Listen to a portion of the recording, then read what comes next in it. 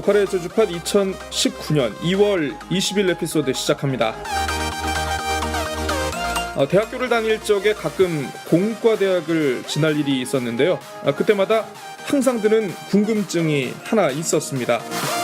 전자공학과 전기공학, 전기공학과 전자공학, 도대체 무슨 차이가 있을까 하고 말이죠. 최근에서야 찾아봤더니 이렇습니다.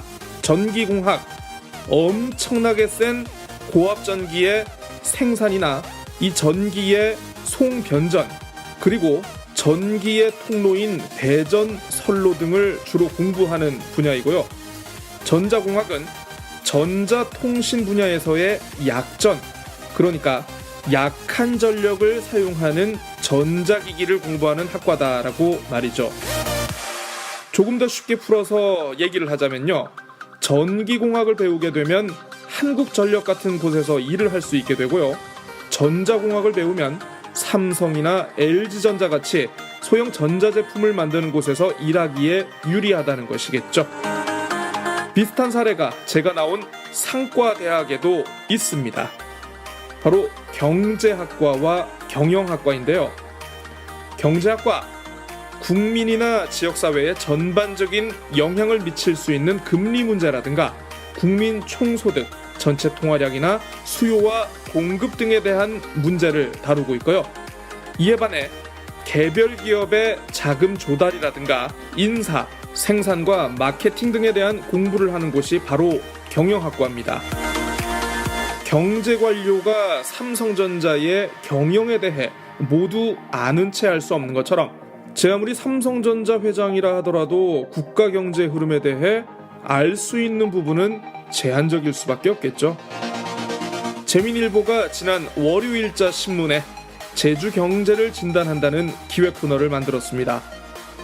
오라관광단지 조성에 나섰다가 한 발 물러난 박영조 전 JCC 회장과의 인터뷰를 실었는데요.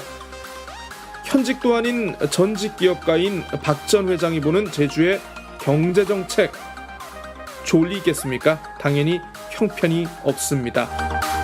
제주가 기업하기 어려운 곳이다. 복합리조트를 적대관계로 바라보는 지역 정서로는 제주의 미래는 없다라고 단언하고 있습니다. 원래 회사 운영하는 사람들이 좀 그런 경향이 있습니다. 항상 규제 철폐를 좋아하고요. 모든 행정 절차와 작용들에 대해서는 없어져야 할 투자의 걸림돌이다. 이걸 뽑지 않으면 경제의 미래는 없다라고 굉장히 노래를 부르고 다니는 사람들입니다. 기업을 했던 사람을 통해 바라보는 실물 경제의 시각이 그만큼 단순화될 수밖에 없는 이유이기도 한데요. 박 전 회장, 올해 초에는 제주신보 인터뷰를 통해서 제주가 개방과 혁신을 외면하면서 고립을 자초하고 있다고 제주 경제를 평가절하하기도 했습니다. 좋습니다. 제주 경제에 대한 박 전 회장의 평가, 개인의 생각이니 얼마든지 그런 얘기를 할 수는 있는데요.